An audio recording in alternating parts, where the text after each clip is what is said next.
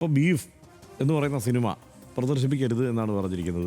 അതിന് ഈ പറയുന്ന എന്താണ് ഇവിടെ ഏതെങ്കിലും ഒന്നാമതേ അതൊരു എന്താണ് ഇന്ത്യൻ സിനിമയല്ല. മറ്റൊന്ന് അതിന് ഈ പറയുന്ന ബീഫുമായിട്ട് പ്രത്യേകിച്ച് വേറെ വലിയ ബന്ധമുള്ള സിനിമയല്ലെന്നാണ് ഞാൻ മനസ്സിലാക്കുന്നത്. ഞാനത് കണ്ടിട്ടില്ല. ഞാനതിൻ്റെ ഡിസ്ക്രിപ്ഷനൊക്കെ വായിച്ച് നോക്കിക്കഴിഞ്ഞ് കഴിഞ്ഞപ്പോൾ എനിക്ക് മനസ്സിലാവുന്നത് അത് അങ്ങനെ ഒരു സിനിമയേ അല്ല. അപ്പോൾ പേര് മാത്രമേ ഒരുപക്ഷെ കണ്ടിട്ടുണ്ടാവൂ. പിന്നെ ദ ഗ്രേറ്റ് ഡിക്റ്റേറ്റർ, അപ്പോൾ ഇത് ആലോചിച്ചിട്ടുണ്ടാവും ഒരുപക്ഷെ ഇവിടെ മാധ്യമങ്ങളൊക്കെ ചില വിമർശനങ്ങളൊക്കെ ഉന്നയിക്കുന്നു. പ്രതിപക്ഷ കക്ഷികളൊക്കെ ഒരു ഡിക്റ്റേറ്റർഷിപ്പാണ് ഇവിടെ നടക്കുന്നതെന്നൊക്കെയുള്ള ആരോപണം ഉന്നയിക്കുന്നു. എന്നാൽ പിന്നെ അതും വേണ്ട എന്ന് ഇത് അതാണ് ലോജിക്കെങ്കിൽ ചിലപ്പോൾ ബാറ്റിൽഷിപ്പ് ഉണ്ടെങ്കിൽ മറ്റേ സോവിയറ്റ് യൂണിയൻ സിനിമ ആയതുകൊണ്ട് സോവിയറ്റ് യൂണിയൻ അല്ല. കാരണം ഈ സിനിമകൾ മൊത്തത്തിൽ നമ്മളെടുത്ത് പരിശോധിക്കുമ്പോൾ അങ്ങനെ ഒരു ചെറിയ പ്രശ്നം കാണുന്നുണ്ട്. ഇപ്പോൾ ക്ലാഷ് ഞാൻ കണ്ട സിനിമയാണ്, ഗംഭീര സിനിമയാണ്. അതായത് നമുക്കത് സിനിമ കണ്ടുകൊണ്ടിരിക്കുമ്പോൾ അതായത് ഈജിപ്തിലുണ്ടായിട്ടുള്ള ഈ ബ്രദർഹുഡിൻ്റെ ആ സംഘർഷവും പ്രശ്നങ്ങളും ഒക്കെ ഉള്ള സമയത്തുണ്ടാകുന്ന ഭയങ്കര സംഘർഷഭരിതമായ ഒരവസ്ഥയിൽ ഒരു പോലീസ് വാനിനകത്ത് നിന്നിട്ടാണ് ഈ സിനിമ മുഴുവൻ. ആദ്യന്തം ഈ സിനിമ ഒരു പോലീസ് വാനിനകമാണ് കാണിക്കുന്നത്. അവിടെ ഈ വ്യത്യസ്ത രാഷ്ട്രീയ ധാരയിലുള്ളവരെല്ലാം കൂടി ഈ പോലീസ് വാനിനകത്ത് അകപ്പെടുന്നതാണ്.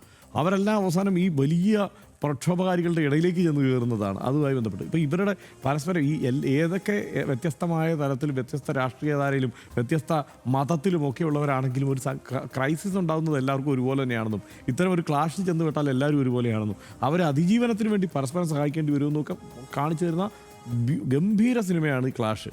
എന്തിനാണത് നിരോധിച്ചിരിക്കുന്നത് എനിക്ക് മനസ്സിലായിട്ടേ ഇല്ല. മാത്രമല്ല മുഴുവൻ സിനിമകളുടെയും കാര്യം എടുത്ത് പരിശോധിക്കുമ്പോൾ എനിക്ക് തോന്നുന്നത് അതിൽ ചില സിനിമകളുണ്ട്. ഇപ്പോൾ ആദ്യത്തെ എ പോയറ്റ് അൺകാൻസൽഡ് പോയട്രി എന്ന് പറയുന്ന ആ സിനിമ ഈ ഇന്തോനേഷ്യയിലെ കമ്മ്യൂണിസ്റ്റുകാർ പീഡിപ്പിക്കപ്പെട്ടതിനെക്കുറിച്ചുള്ള ഒരു സിനിമയാണ്. അതുപോലെ ഓരോ സിനിമകളും എടുത്ത് പരിശോധിക്കുമ്പോൾ ഇപ്പോൾ ബാമാക്കോ എന്ന് പറയുന്ന ഒരു സിനിമയുണ്ട്. മാലിയിലെ കോടതി വേൾഡ് ബാങ്കിനും IMFനും എതിരെയുള്ള ഫിക്ഷണൽ ട്രയൽ ആണ് അതിൻ്റെ തീം. അപ്പോൾ അങ്ങനെ ഇതെല്ലാം ഈ സിനിമകളിലെല്ലാം അങ്ങനെ ചില ഘടകങ്ങളുണ്ട് എന്ന് ഇവർ കണ്ടെത്തിയിട്ടുമുണ്ടാവാം. അതുകൊണ്ടാണ് അതിപ്പോൾ ഏത് ഭരണകൂടമായിക്കോട്ടെ ഒരു ഭരണകൂട വിരുദ്ധമായ ഒരു സംഗതി അതിൽ ഉൾപ്പെട്ടിരിക്കുന്നു എന്നുള്ളത്. അങ്ങനെയാണെങ്കിൽ ഇത് സമ്പൂർണ്ണമായി ഈ സിനിമകൾ നിരോധിച്ചേക്കാം എന്ന മട്ടിലാണ് കണക്കാക്കിയിരിക്കുന്നത് എന്ന് തോന്നുന്നു. അപ്പോൾ പക്ഷേ അങ്ങനെയല്ല, അല്ലാത്ത റോംകോം സിനിമകളും ഒക്കെ ഇതിനകത്ത് ഉൾപ്പെട്ടിട്ടുണ്ട്. അതെല്ലാം നിരോധിച്ചിരിക്കുകയാണ്. അത് പലതും പേര് കണ്ടിട്ടാണ്. പലസ്തീൻ ഇപ്പോൾ റെഡ് റെയിൻ എന്ന് പറയുന്ന സിനിമ അത് വിയറ്റ്നാമിലെ സൈനികരുടെ ഒരു അവരുടെ വിയറ്റ്നാമീസ് യുദ്ധത്തെക്കുറിച്ച് പറയുന്ന ഒരു സിനിമ. അപ്പോൾ ഇത്തരത്തിൽ വരുന്ന സിനിമകളിലെല്ലാം എന്തെങ്കിലും ഒരു കുഴപ്പം ഉണ്ടാകുമെന്ന് മാത്രമേ ഇവർക്കറിയൂ. അല്ലാതെ ഈ സിനിമ ഒരൊറ്റയെണ്ണം കണ്ടിട്ടായിരിക്കില്ല, അല്ലെങ്കിൽ സിനിമയെക്കുറിച്ച് ഒരു മിനിമം ധാരണയെങ്കിലും ഉള്ളവരായിരിക്കില്ല ഇതിൽ തീരുമാനമെടുത്തിട്ടുണ്ടാവുക. ക്ലർക്കുമാരായിരിക്കും. ഇതാണ് സ്ഥിതിയെങ്കിൽ നമ്മൾ ആശ്വസിക്കുക വേണ്ട. അതായത് ഈ സിനിമകൾ നിരോധിച്ചല്ലേ ഉള്ളൂ.